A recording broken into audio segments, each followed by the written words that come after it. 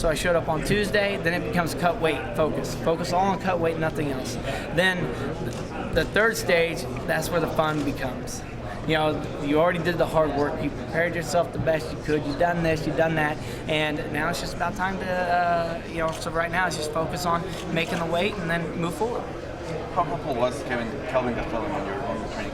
I think Kelvin was a great help. You know, he's a southpaw. He's got good striking, and I think just the more southpaws I could get thrown at me. You know, I had 3 boxers that I brought in here at the local Rays.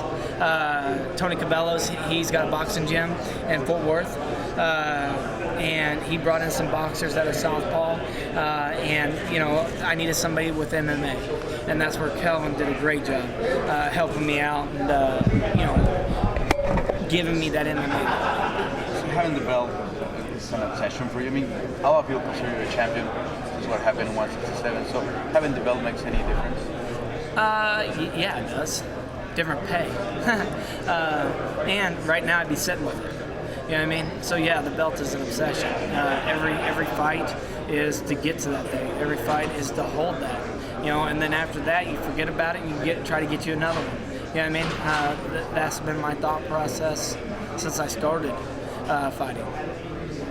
Thanks.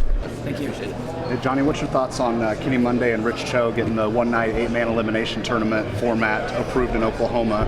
And with your tournament experience, would you be willing to fight in that format? That'd be tough. I look at this and I say that'd be tough to do. You know what I mean? Having to fight Woodley, then Condit, then Robbie Lawler. You know what I mean? That would be ridiculous. But for the amateurs coming up, I think it can help them. Prepare for multiple things. I think that it's pretty sweet because now it gives more incentive. Better opportunities to do something different. I think that's what can make good draws. Absolutely.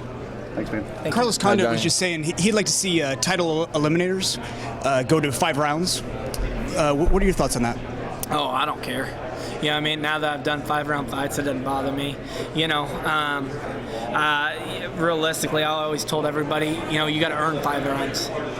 And that's for the belt. I think sometimes it gives people opportunities to train for a 5-round fight that aren't fighting for the belt, and it's sort of a privilege to go 5 rounds. So it can be told either way. You know what I'm saying? It really can. It's just whatever you think is right, realistically. So for like fight nights where they have the main event as a 5-rounder, you feel it should just be a 3? Yeah, I think it should just be a 3. The reason, like I said, the reason why is because it's a privilege. I didn't get any 5-round fights until I got to George. But that's the way I always wanted it. I wanted my first 5-round fight to be against the belt, nothing else. Because, I earned that spot, I earned that title to do 5 rounds. But here's the thing, I don't make the rules. You know what I mean? I abide them. And the UFC obviously it's working. You know what I mean? So whatever they're doing, I say keep going because, because sometimes even 5 rounds, they can be really good or they can be, sort of hindering. It just depends on the fighting style, I guess. And talking about endurance and stuff, what's your take on NSAC's banning of a TRT? I think, realistically, I think it hinders you in the long run. I would never. My philosophy is I don't want to put anything in my body that whenever I turn 50 will hurt me. You know what I mean? I still want to be active. I still want to do stuff when I'm 50, 60 years old. And TRT won't really do that much, but it changes your body. And whenever it's legal, had no problem with it. Now that it's illegal, cool. I never did it, so I don't have to worry about it. Thank you. Thank you. Hi, Johnny.